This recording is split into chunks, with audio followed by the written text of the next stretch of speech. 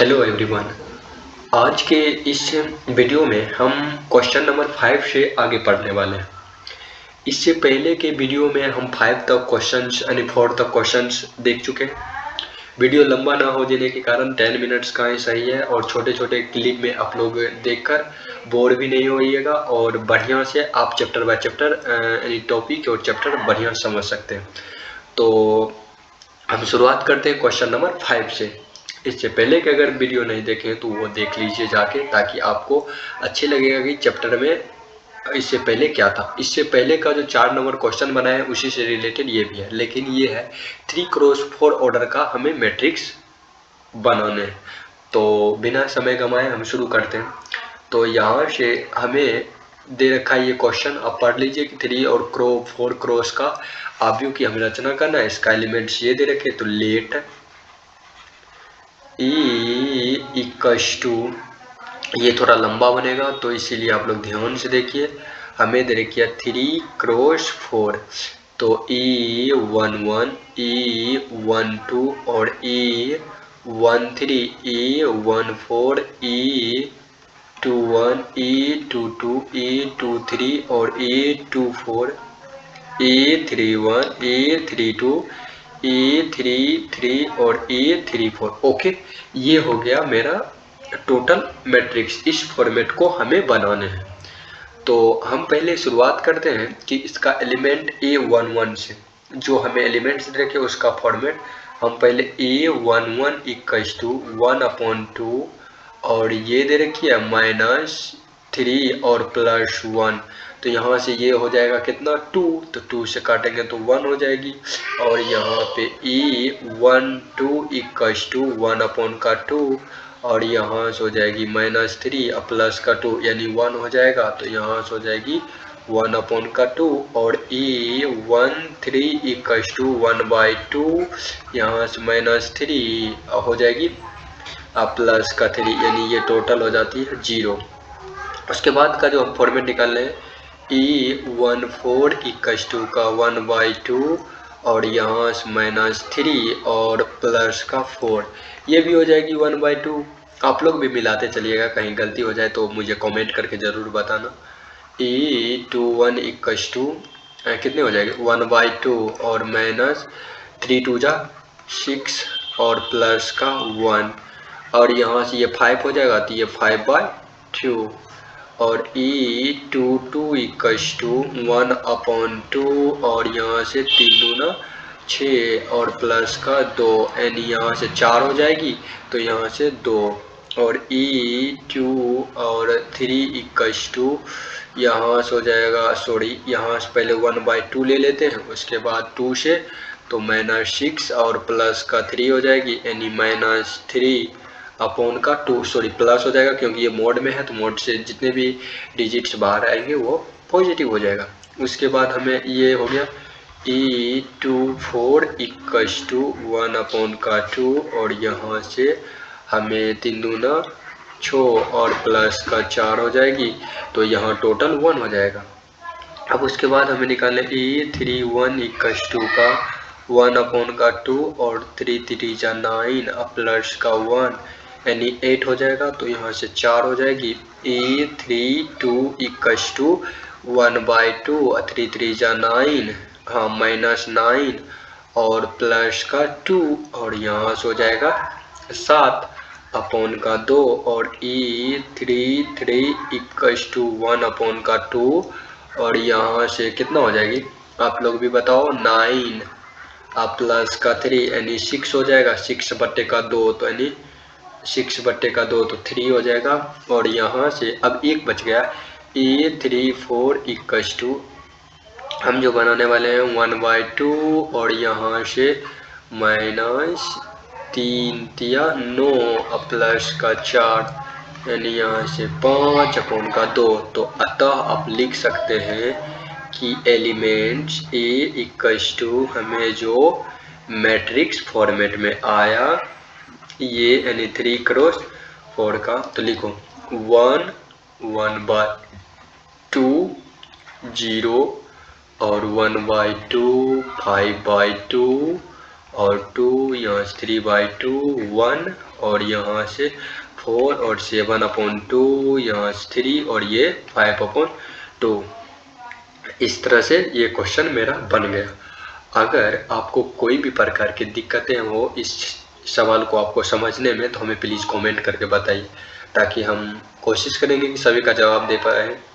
तो अब दूसरा देखें इसी का, तो हमें दूसरा में ये दे रखा है, तो हम पहले फॉर्मेट बना लेते हैं। यानी A = हमें जो चाहिए A11, A12 और A13, A14 और यहाँ से 3 क्रॉस हमें 4 का मैट्रिक्स बनाने, A21, A22, A23, A24, A31, A32 और A33 और A34। ओके, तो बिना समय गंवाए हम एलिमेंट्स लिखते हैं कि A11 कितना हो जाएगा, यानी 2 1 और माइनस का यानी 1, यानी यहाँ से 2 हो जाएगी ना, हाँ, माइनस का 1 = का 1, A12 = का यानी यहाँ से हो जाएगा 2 माइनस का 2 = का 0, A13 = का 2 माइनस का 3 = का -1, A14 = का 2 माइनस का 4 = का -2 हो जाएगा। ओके,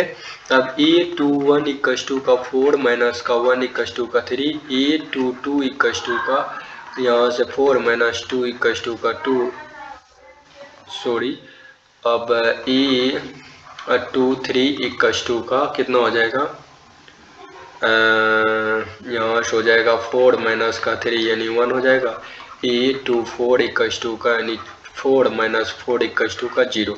ये एलिमेंट दूसरा रो का भी एलिमेंट निकल गया। अब देखते हैं लास्टली A31 = का 6 माइनस का 1 = 5, A32 = का 6 माइनस 2 = 4, A33 = 6 और माइनस का 3 = का कितना हो जाएगा, यहाँ से 3 हो जाएगा, और A34 = का 6 माइनस 4 = का 2।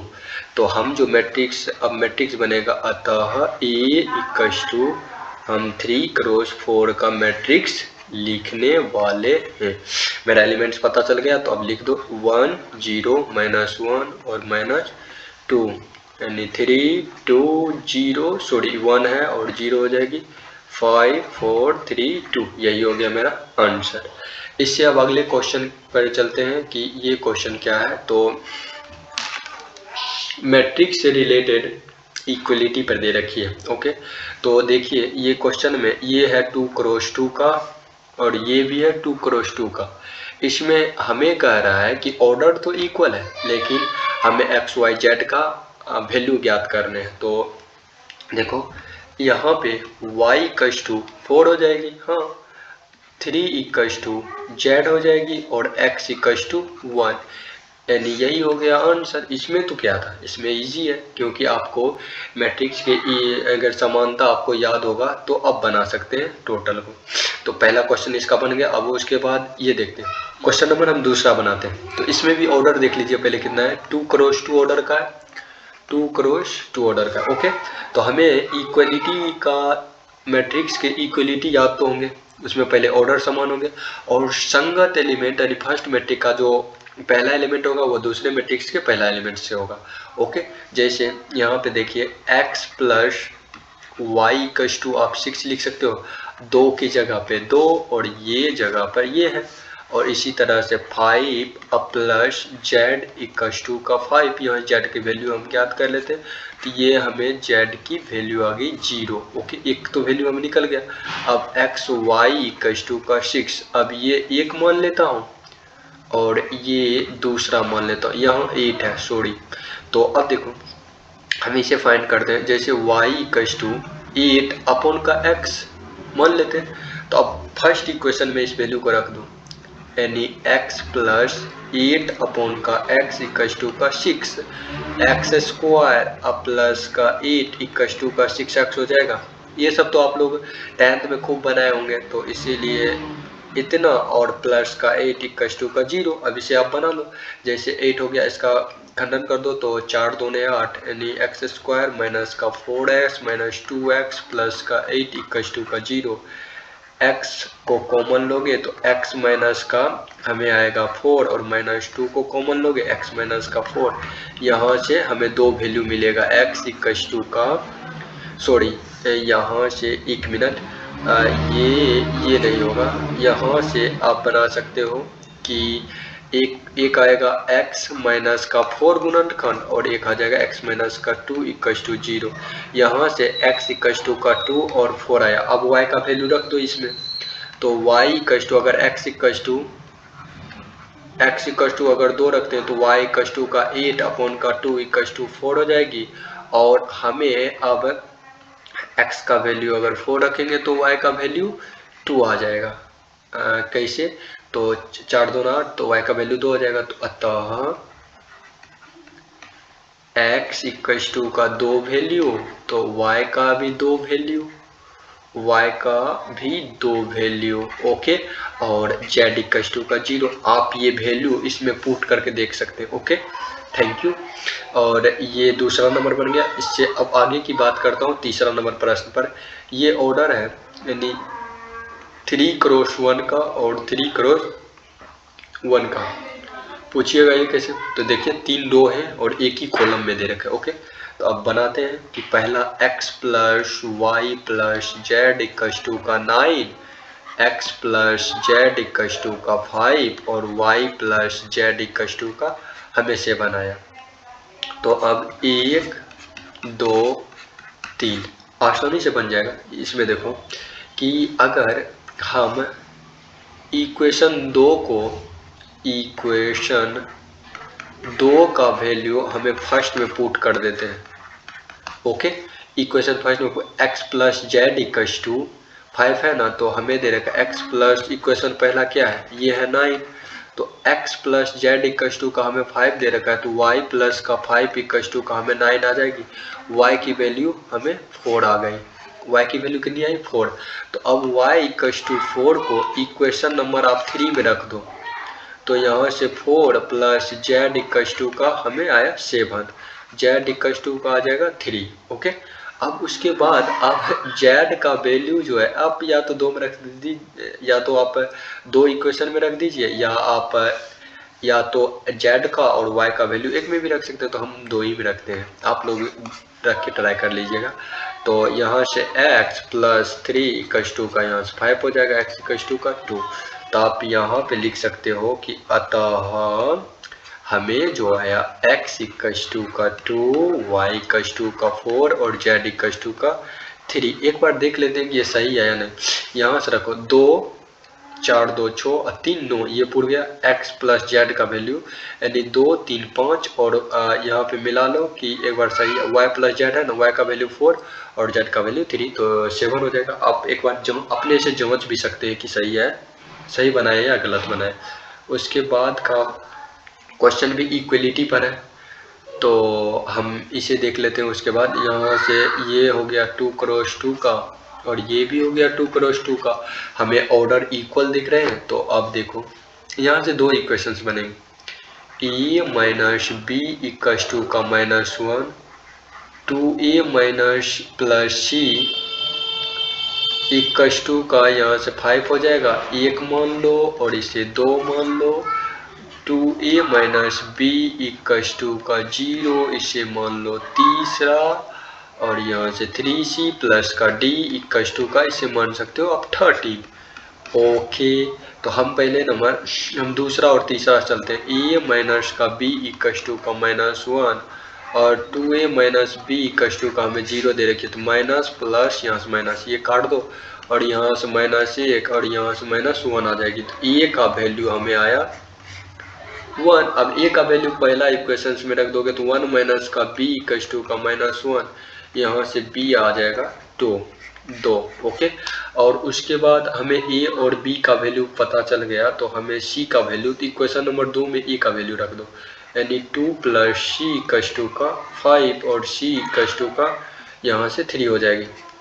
हमें c का भी वैल्यू निकल गया। अब c का वैल्यू इक्वेशन नंबर 4 में रख दो, ये इक्वेशन नंबर 4 है। ओके, तो यहाँ से 9 प्लस d इक्वल्स टू का 30, d इक्वल्स टू का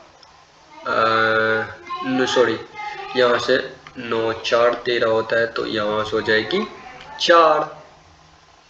तो इस तरह से मेरा 7 नंबर का भी क्वेश्चन बन गया।